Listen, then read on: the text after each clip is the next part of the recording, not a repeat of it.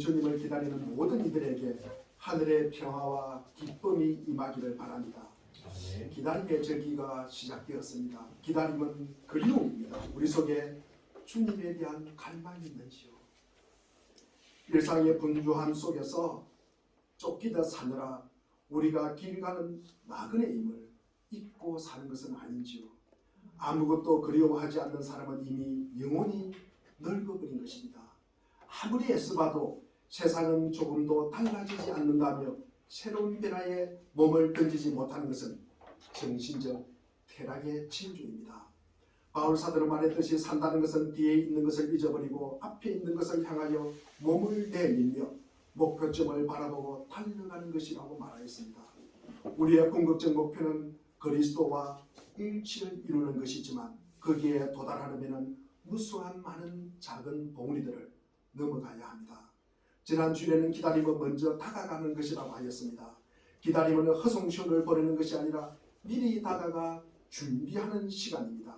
오늘 말씀은 말라기 선지자가 활동하던 당시의 민심입니다. 곧 백성들의 마음 상태를 보면 그들은 굉장히 자부심이 있었습니다.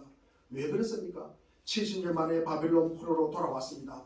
그리고 고난의 상황에도 불구하고 천신만고 끝에 어려움을 극복하고 하나님의 집 스룹바벨 성전을 건축하였습니다.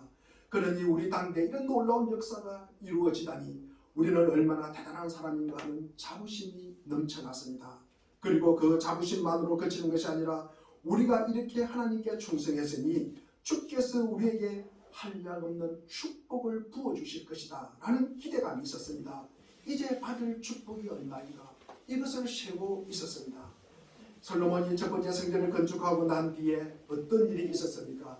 열왕기상 8장 10절과 11절에 보면 제사장들의 성소에 나올 때 주님의 성전에 구름이 가득 찼다.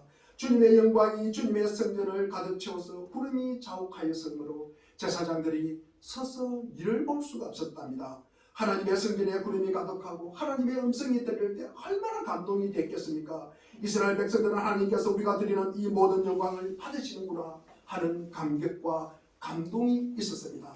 두 번째 스룹바벨을 지었던 이스라엘 백성들도 내심 솔로몬 성전을 봉헌할 때 그 영광을 기대했습니다. 그런데도 구름 한 점은 그냥 안개도 없었고 물방울 한 점도 없었습니다. 그래서 이스라엘 백성들은 화가 났습니다. 하나님께 성전을 바치는데 이게 어찌된 일이냐, 이상하다, 이럴 리가 없는데 하면서 실망을 하였습니다. 학개 2장 9절에 보면은 학개 선지자가 이스라엘 백성에게 그 이유를 이렇게 설명합니다. 이 성전의 나중 영광이 이전 영광보다 크리라. 무슨 뜻입니까? 두 번째 성전에 의미하는 것은 손으로 지은 성전이 아니라 장차 진정한 성전인 예수 그리스도가 임한다는 것을 의미합니다. 진정한 성전인 예수님이 오실지인데 왜 그림자를 원하느냐? 구름이 임하는 것이 무엇 대단하냐? 이제 구름이 임하는 것이 아니라 장차 하나님이 진짜 성전 되신 예수님을 보내신다는 것입니다. 그런데 이스라엘 백성들은 학개 선지자 말 안 듣습니다. 괜히 구름이 안 나타나니까 저런 소리 한다고 비아냥거립니다. 그런데 이들은 이게 도대체 무슨 일이냐? 하나님을 위해 성전도 짓고 이렇게 충성했는데 우리가 기대하는 것은 아무것도 이루어지지 않는구나 하면서 하나님을 원망하기 시작합니다. 이때 말라기 2장 7절 오늘 말씀이 시작되는 것입니다. 우리 2장 17절 한번 읽어보겠습니다. 시작. 너희는 말로 아주를 괴롭혔다. 그런데도 너희는 우리가 어떻게 주님을 괴롭게 드렸습니까 하고 묻는다. 너희는 주님께서 악하리라 한 사람도 모두 못 좋게 보신다. 주님께서 오히려 그런 사람들을 더 사랑하신다고 말하고 또 의롭게 생각하는 사람들에게 우리의 주신다고 말한다. 나쁜 짓을 하는 자가 여호와 하나님께서는 착하게 보는데요. 그리고 모든 악을 행하는 자가 하나님께 기쁨이 되는 것이구나. 이렇게 하나님을 조롱합니다. 하나님을 비아냥거립니다. 그러면서 정의의 하나님이 어디 계시냐? 나와 보라. 이런 식으로 하나님의 이름을 욕되게 하는 것이 이들의 모습입니다.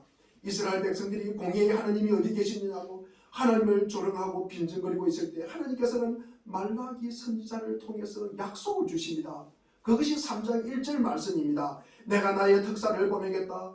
그가 나의 갈 길을 닦을 것이다. 너희가 오랫동안 기다린 주가 문득 자기의 궁궐에 이를 것이다. 너희가 오랫동안 기다린 그 언약의 특사가 이를 것이다. 여기서 내가 사자를 보내리라. 무슨 말입니까? 이 말씀은 이사야 4장 3절에 나오는 말씀인데 세례 요한을 보낸다는 말씀입니다. 그가 나의 갈 길을 준비할 것이다. 그리고 너희의 구하는 바 주가 홀리니 그의 성전에 임하리니 해서 주는 누구이십니까? 이제 예수 그리스도께서 군업으로 임하시는 것이 아니라 진짜 영광 되신 주님께서 성전에 임하시겠다는 것입니다. 너희가 오랫동안 기다린 그 언약의 특사가 이럴 것이다. 하나님은 언약의 특사를 보내 당신이 오실 길을 준비하겠다고 말씀하십니다. 그 특사는 언약의 특사를 일컬어 하는 말입니다. 주가 오실 궁궐은 성전을 가리키는 말입니다. 언약의 특사는 제사장을 가리킵니다.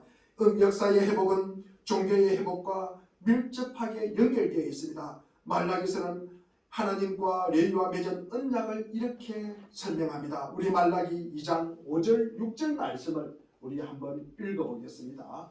시작. 내가 레위와 맺은 언약은 주님과 너와 약속된 언약이다. 나는 그가 나를 경외하도록 너와 언약을 맺었고 그동안 나를 경외하며 나의 이름을 두려워하였다.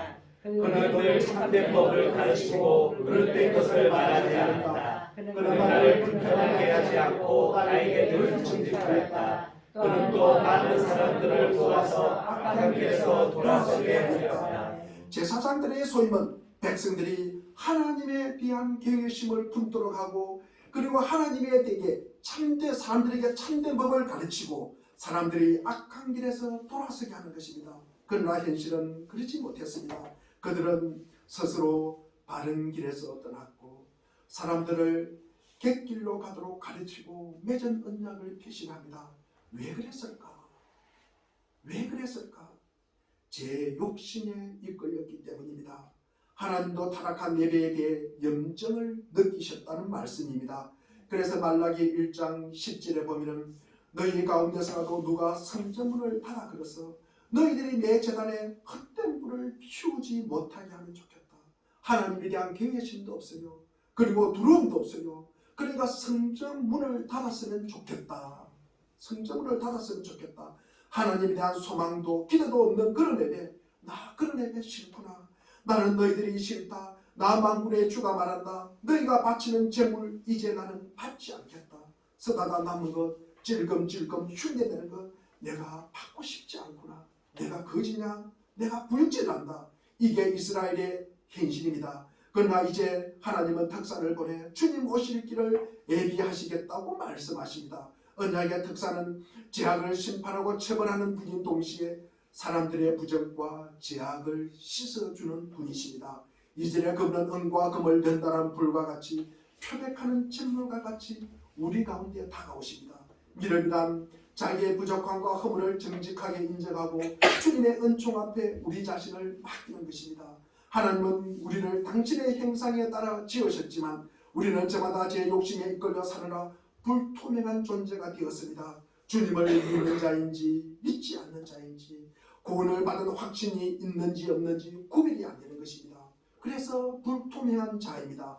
마음의 창이 흐린 결과 우리는 하나님을 보지도 못하고 우리를 통하여 하나님을 드러내지도 못합니다. 그런 우리의 불투명함을 주님 앞에 내놓아야 합니다. 아프더라도 우리는 불과 잼물을 통과해야 합니다. 은혜가 아니고서는 우리의 자아가 무너지지 않으니 말입니다. 그래서 모든 문제의 해결사 되신 분 예수 그리스도에게 다가가는 것입니다. 진짜 영광, 진짜 축복이 무엇인지 깨닫게 될 것이라고 말씀해 주고 있습니다. 예수님께서 이 땅에 오셔서 무슨 일을 하실까? 우리 오늘 3절을 한번 읽어보겠습니다. 3절입니다. 시작.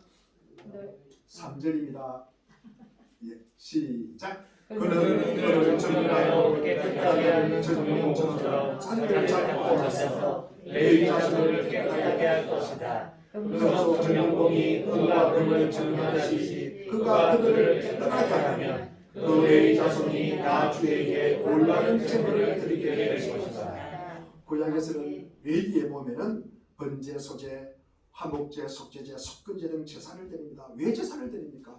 모두 여호와 하나님 앞에 나가고 정결하게 하는 예식입니다. 깨끗한 자만 하나님 앞에 나갈 수가 있습니다.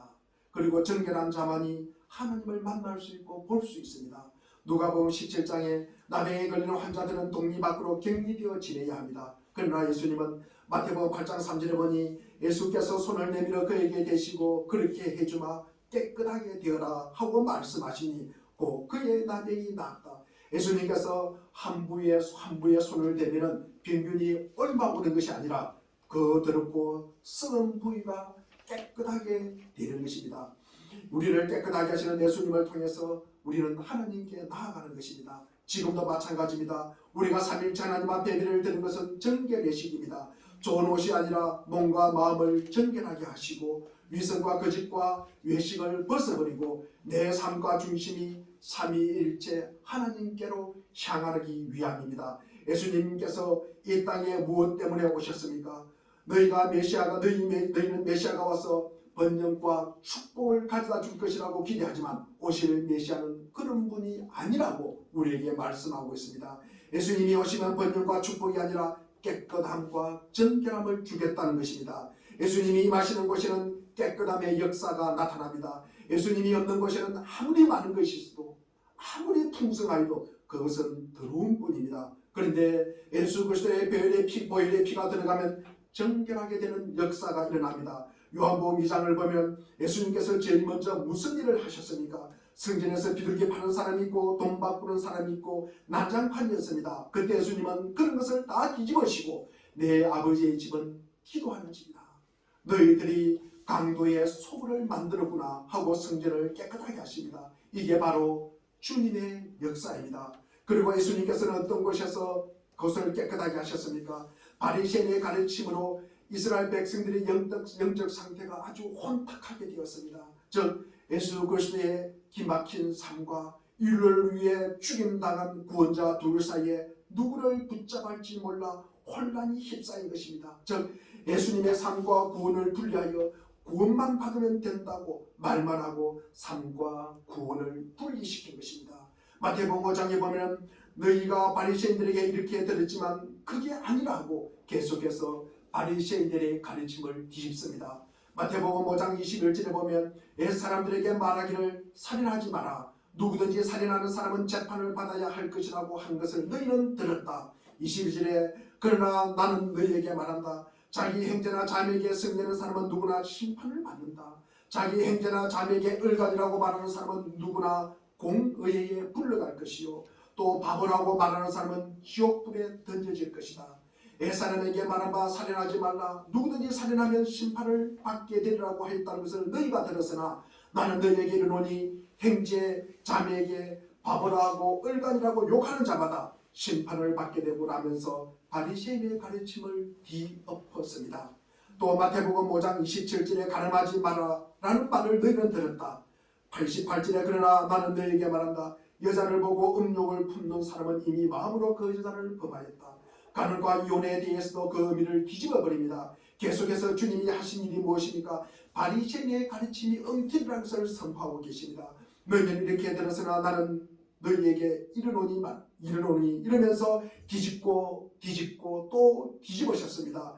예수님께서 임재하시는 곳에는 엉터리로 배웠던 것을 진짜로 바꾸는 정화의 역사가 나타납니다. 그러므로 우리는 예수님을 붙잡아야 합니다. 예수님께서 이 땅에 사셨던 삶의 모습과 말씀과 구원은 분리되는 것이 아님을 우리에게 말하고 있습니다. 마태복음 6장 1절에 보면 너희는 남에게 보이려고 어려운 일을 사람들에게 하지 않도록 조심하리라. 그렇지 않으면 너희는 하늘에 계신 너희 아버지에게서 상을 받지 못한다.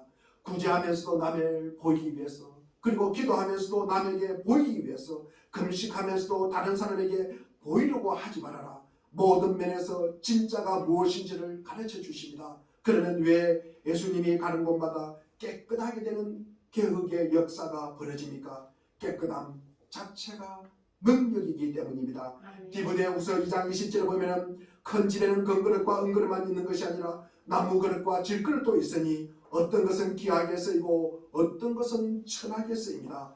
21절에 그러므로 누구든지 이러한 것들로부터 자신을 깨끗하게 하면 그는 주인이 온갖 좋은 일에 요긴하게 쓰는 성별된 귀한 그릇이 될 것입니다. 깨끗한 그릇이 좋은 일에 쓰임받는 귀한 그릇입니다. 금 그릇이 귀한 것이 아니라 금이든 은이든 나무든 흙으로 만든 그릇이든 깨끗한 그릇이 귀한 그릇이고 그리고 쓰임받는 그릇입니다. 하나님께서는 깨끗한 그릇을 들어서 그에게 하나님의 모든 능력을 다 부어주심으로써 하나님 자신의 일을 이루십니다. 그러면 하나님께서 주의 종들을 깨끗하게 만드는 방법이 무엇입니까? 물론 우리가 주의 십자가를 붙잡습니다. 그런데 하나님께서 쓰시는 방법이 무엇입니까? 우리 2절 하반절에 보니까 그는 은과 금을 연단하는 불과 같을 것이며 표백하는 잿물과 같을 것이다. 잿물이 무엇입니까? 빨래할 때 쓰는 잿물입니다. 하나님께서 은을 연단하여 깨끗하게 하는 자같이 일하신다는 것입니다. 불을 사용하여 은을 깨끗하게 하는 것과 마찬가지로 불을 통하여 주의 종들을 깨끗하게 하신다는 것입니다.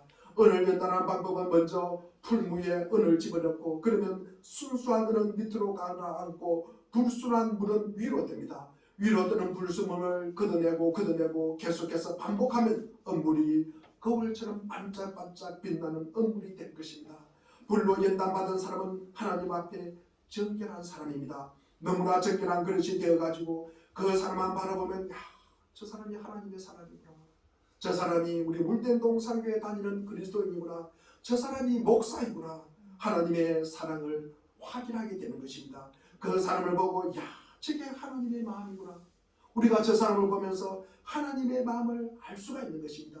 그 사람을 통해서 그리스도의 향기가 드러나고요. 그 사람을 통해서 하나님의 능력을 맛본 사람이고 저 사람을 보면 하나님이 함께하는 것 같구나. 그 사람을 통해서 하나님의 마음을 볼 수 있는 정결한 사람이 됩니다. 그리스도의 성품과 믿음은 불 곧 수많은 연단을 통해서 형성되는 것입니다. 우리 야고보서 1장 2절 3절 4절에 보면 나의 형제자매 여러분 여러 가지 시험에 빠질 때 그것을 더할 나위 없는 기쁨으로 생각하십시오. 여러분은 믿음의 시련이 인내를 낳는다는 것을 알고 있습니다. 여러분은 인내력을 충분히 발휘하여 조금도 부족함이 없이 완전하고 성숙한 사람이 되십시오. 하나님께서는 시련을 통하여 고난을 통하여 우리를 성숙한 사람으로 완전한 사람으로 만들어 가십니다. 아브라함도 야곱도 요셉도 연단을 받았고 모세도 사도 바울도 베드로도 하여튼 하나님께 쓰임받는 사람치고 연단받지 않는 사람이 없습니다. 그러므로 내 인생이 너무 평탄하구나. 내 인생이 너무 평탄하구나 자랑할 것 없습니다. 그만큼 내 그릇은 작은 종지 같은 그릇이라는 의미입니다. 그러면 하나님께서 이렇게 교회를 비롯하여 모든 것을 정화시키는 방법이 불, 곧 시험이라고 했는데 정화의 순서가 어떻게 되는지 보겠습니다. 3절 전반절에 보니까 그는 은으로 정돈하여 깨끗하게 하는 전능공처럼 자기를 잡아 앉아서 레위 자손을 깨끗하게 할 것이다. 하나님께서 제일 먼저 정화하기로 마음먹은 대상은 레위 자손입니다.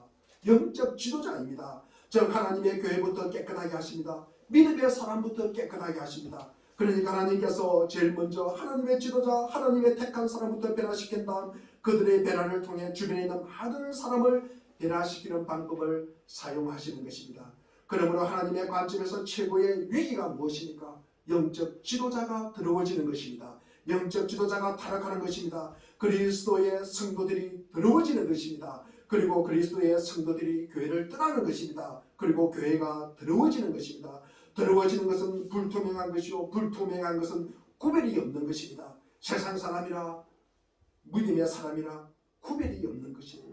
내가 이 세상을 깨끗하게 하는 도구가 너희들인데 너희가 더러워지면 되겠느냐 하는 것입니다. 그러므로 하나님께서 제일 먼저 깨끗하게 하는 자금은 믿음의 사람에게부터 그리고 교회에서부터 일어남을 기억해야 합니다. 사회가 썩었다고 아무리 얘기해도 소용이 없습니다. 사회는 옛날도 썩었고 지금도 썩었습니다. 교회가 거듭나기 이전에 사회는 소망이 없습니다. 믿는 사람이 정신을 못 차리는데 사회가 정신을 차릴 리가 있겠습니까? 우리부터 깨끗함이 시작되어야 합니다. 하나님께서 우리에게 말씀을 주고 우리에게 정결한 삶을 허락하실 때 비로소 우리가 변화될 때 비로소 나머지 모든 부분이 변화될 수가 있는 것입니다. 에스겔 47장을 보면 성전 문지방 밑에서 물이 흘러나와 발목을 적시고 무릎을 적시고 그리고 허리에 오르고 그 다음에 건너지 못할 강이 되어서 성경에서 흘러나오는 말씀이 우리를 푹 담글 때 모든 것을 살리더라는 말씀입니다. 그럴 때 열매가 끊이지 아니하고 잎사귀는 약재로가 되었더라. 누구도 어떤 것도 주님 앞에서 버릴 것이 없다는 말씀입니다. 이 사회를 살리는 방법도 똑같습니다. 위로부터입니다. 영적 지도자로부터입니다. 믿음의 사람으로부터입니다. 교회로부터입니다. 생수의 강이 흐르는 곳마다 살리는 일들이 일어날 것입니다. 살리는 일은 제일 먼저 교회에서 그리스도인으로부터 시작되는 것입니다. 이렇게 주의 종들이 깨끗하게 돌아오니까 어떤 결과가 벌어집니까? 사진에 보니까 유다와 예루살렘의 재물이 옛날처럼 지난날처럼 나 주를 기쁘게 할 것이다. 이제 주의 종들이 깨끗해지니까 이것이 하나님 앞에 기쁨이 되었다. 하나님의 영광과 감격과 찬송이 있게 되었다는 얘기입니다. 우리가 하나님 앞에 깨끗한 모습으로 주에게 충성할 때 하나님의 영광이 임하고 감격이 임하고 주의 찬송이 임할 것입니다. 아멘. 무엇이 우리를 깨끗하게 만듭니까? 디모데전서 4장 5절에 모든 것이 하나님의 말씀과 기도로 거룩해집니다. 자신이 더럽다 하더라도 주님 앞에 열심히 기도하십시오. 그러면 깨끗해집니다. 아멘. 아무리 우리가 악하고 굳은 심령이라도 아무리 더러운 사회라 할지라도 계속해서 진리의 말씀이 선포되면 거룩해집니다. 그래서 말씀을 들을 때는 절대로 잘못된 길로 가지 않습니다. 자녀를 올바르게 키울 수 있는 비결은 말씀을 듣게 하고 기도하게 하는 것입니다. 그러면 깨끗해집니다. 반면에 말씀을 떠나고 기도를 떠나면 결국 더러운 가운데 완전히 무너지게 된다는 것을 믿기를 바랍니다. 거룩해지는 비결은 기도와 말씀으로 거룩하여지느니라. 말씀 속에 다 숨어 있는 것입니다. 우리 교회가 기도와 말씀으로 거룩해짐으로 말미암아 가는 곳마다 하나님의 영광이 임하게 만들고 감격이 임하게 만들고 찬양이 임하게 만드는 일들이 나타나기를 바랍니다. 아멘. 지난 주 중에 어느 성도님이 전화를 했어요. 목사님, 성경 이래도 겠습니다. 저는 그 말씀을 받을 때, 그 문자를 받을 때 너무 기쁩니다. 그러면서 요즘 목사님이 새 번역으로 성경을 자주 봅니다. 제가 새 번역을 하나 구입했습니다. 한글을. 그러면서 자랑해요. 그러면서 본인 말로 하는 이야기입니다. 목사님, 저 그냥 사람 돼가죠. 저 사람 돼가죠. 그래요. 제가 울었습니다. 한참 기도를 하겠습니다. 우리가 하나님의 말씀이 들어갈 때 우리는 새로워지는 거예요. 하나님께서 이 거룩한 백성이 나가서 일을 할 때마다 이전처럼 잃었던 기쁨이 회복될 것입니다. 예수님께서 이 땅에 오셨습니다. 예수님이 오심으로 어떤 일이 벌어졌습니까? 예배하는 사람들에게 살아계신 하나님이 함께 계십니다. 그런데 죄 짓는 사람이 하나님이 함께 계신다면 무슨 뜻입니까? 심판이 임한다는 얘기가 아닙니까? 예수님이 이 땅에 오셨고 또 우리와 함께 계신다는 것 자체가 하나님 앞에 순종하는 것 자, 예배하는 자에게는 축복이지만 하나님을 떠나 있는 자에게는 심판이 임한다는 말씀입니다. 본문에서도 지금 예수님이 오실 것입니다. 메시아가 오실 것이라고 말라기가 예언하지만 그것이 주께 순종하는 자에게는 축복이지만 불순종하는 자에게는 심판이 되었습니다. 5절에 내가 너희를 심판으로 가겠다는 것입니다. 초대교회 교인들은 만날 때마다 인사가 있었습니다. 우리는 헤어질 때 안녕히 가십시오라고 인사하지만 초대교회 교인들은 마라나타라고 했습니다. 주 예수여 어서 오시옵소서 라고 인사했습니다. 그 당시가 참 힘들었던 것 같습니다. 주님 빨리 오시면 좋겠다. 내가 배신하기 전에, 내가 믿음을 저버리기 전에 우리 주님이 오시면 좋겠다. 아멘. 이스라엘 백성들이 하나님 앞에 준비되지 못했던 모습은 어떤 것이었습니까? 즉 정결하지 않는 모습이 구체적으로 우리 5절에 기록되어 있습니다. 우리 5절 한번 읽어보겠습니다. 5절 우리 시작. 내가 너희를 심판하러 가겠다. 정죄는 자와 간음하는 자와 거짓으로 증언하는 자와 일꾼의 품삯을 빼앗는 자와 나와 부활을 오감하고 남들을 학대하는 자와 나를 경외하지 않는 자들의 잘못을 증언하는 증인으로 기꺼이 나서겠다. 나 만군의 주라 말한다. 이 6가지 말씀을 요약하면 무엇입니까? 진실되게 하나님 앞에 서라. 우리가 이웃을 사랑하고 하나님을 경외하는 말입니다. 이것이 바로 균형 잡힌 성도의 삶입니다. 이게 바로 깨끗하게 사는 방법입니다. 그러므로 이 하나님의 말씀과 마찬가지로 주님 앞에 말씀 붙들고 경건하게 설 수 있는 우리 성도가 되기를 바랍니다. 그럴 때 하나님의 약속을 주십니다. 세상은 절망의 조짐도 많지만 희망의 조짐도 있습니다. 현실의 어둠에 질식되어 빛의 소명을 포기해서는 절대로 안 됩니다. 세상 어디에선가 인간성의 등불, 복음의 등불을 끈질기게 밝히고 있는 이들이 있으니 말입니다. 오늘 우리는 말라기서의 한 대목과 마주합니다. 학교와 서가라 선지자의 동료로 성전을 재건했지만 약속되었던 복이 그들에게 임하지 않자 사람들은 깊은 절망감에 빠졌습니다. 사회 전체가 냉소와 한멸의 분위기가 감돌기 시작합니다. 종교적인 실천은 있었지만 예배는 드리지만 예배는 변질되고 제사장들은 무책임합니다. 율법은 무시되었고 영적 불신이 핑계에 있었습니다. 악한 이들은 번성하는 것을 보고 사람들은 착하게 살아봤자 무슨 소용이 있느냐, 우리가 믿음으로 살아봤자 무슨 소용이 있느냐, 역사의 허무주의에 빠졌습니다. 하나님의 정의를 믿지 못하기에 사람들은 불의한 현실을 그저 수용하려 했습니다. 그러나 하나님은 말라기서를 통해서 낙심한 자기 백성들을 격려합니다. 오늘을 사는 우리에게 하시는 위로와 격려의 말씀입니다. 대림절 두 번째 주일을 맞이하였습니다. 이런 절망과 낙심하는 우리에게 하나님은 약속을 주십니다. 6절입니다. 나 주는 변하지 않는다. 그러므로 너 야곱의 자손아 너희는 멸망하지 않는다. 하나님의 백성은 넘어지지 않습니다. 이것은 성도의 경일에 관한 말씀입니다. 존 스토트 목사님은 천국의 사냥개가 물고 있는 것과 똑같다고 말씀하십니다. 우리 물된 동산교에 사는 교회 여러분, 장차 하나님의 구원을 받은 백성이 될 것을 믿습니까? 아멘. 무엇 때문입니까? 자신의 결심 때문입니까? 아닙니다. 하나님의 약속과 사랑 때문입니다. 내가 구원받은 확실성은 내 고집과 내 의지와 내 인격과 내 지식과 내 지혜가 아니라 하나님이 나를 붙들고 계신다는 사실입니다. 우리 인생도 내가 주님을 잡은 게 아니라 주님이 나를 잡고 계시는 것입니다. 우리를 잡고 안 놓으신다는 것입니다. 시편 37편 27절에 보면은 저는 넘어지나 아주 넘어지지 않냐면 여호와께서 손으로 붙드시리로다. 하나님께서 우리를 붙잡고 계시기 때문입니다. 예레미야 예가 3장 19절과 22절에 보면은 내가 겪는 이 고통, 선숙, 썩의 적과 같은 그 고난을 잊지 못한다. 잠시도 잊을 수 없으므로 울적한 마음을 가는 길이 없다. 그러나 마음속으로 곰곰이 생각하며 오히려 희망을 가진 것은 우리 주님의 한결같은 사랑이 다함이 없고 그 긍휼이 끝이 없기 때문이다. 아멘. 인간의 모습을 보니까 회개할 것 같지 않습니다. 그런데 하나님을 바라보니까 주님의 자비와 긍휼을 무궁하다는 이 약속이 있으니까 우리를 붙들어 주실 것이라는 소망을 갖게 되었습니다. 교회도 마찬가지입니다. 이 많은 때가 살아날 수 있을까? 참 답답함이 있을 것입니다. 그러나 주님을 쳐다봅니다.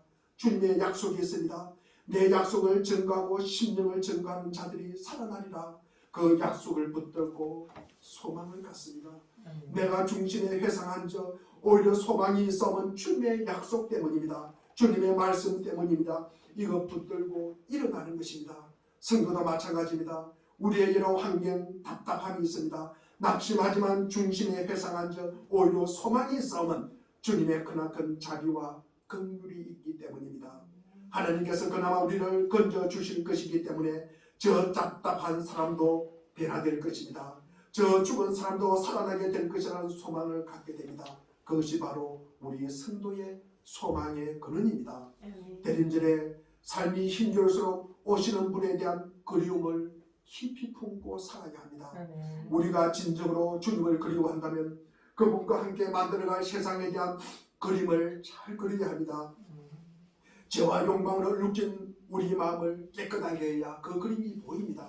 이 하나님의 소망을 붙들고 우리 인간이 불가능하다고 하는 모든 것을 가능하게 만들고 우리를 절망하게 하고 답답하게 하는 모든 것들을 소망으로 변화시키는 능력의 성도가 되기를 기원합니다. 아멘. 우리를 깨끗하게 하시고 단련시키는 주의 은혜가 우리와 함께 하기를 기원합니다. 기도하겠습니다.